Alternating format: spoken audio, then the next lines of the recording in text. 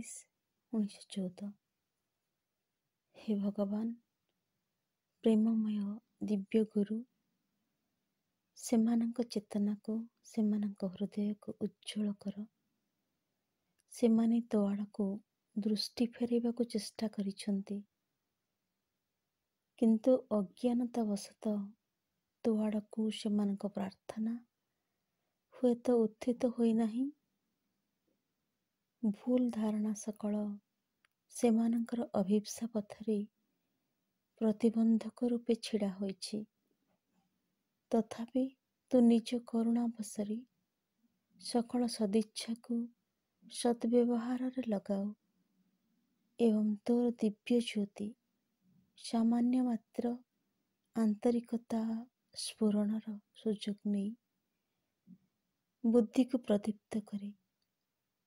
तोर महिममय प्रेम मनुष्य हृदय मध्य प्रवेश करे, ताहाको भरी दिए सही पवित्र समुच्च मैत्री द्वारा, जहा तोर दिव्य विधानर एक श्रेष्ठ अभिव्यक्ति। जो मुहूर्त यथार्थ भावे तो संगे जोग युक्त हेली, से मुहूर्त तोर इच्छा को आश्रय करी सेमानंक सकाशे जहा मु संकल्प कली ताहा हेला। हे भगवान, यह ही मोर प्रार्थना।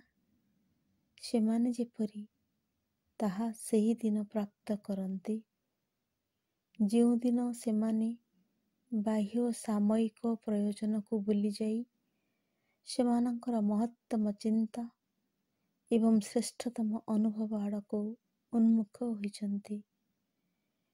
हे प्रभु, तोर अनुपम सानिध्यर परम प्रशांति सेमानंक हृदय जाग्रत हो।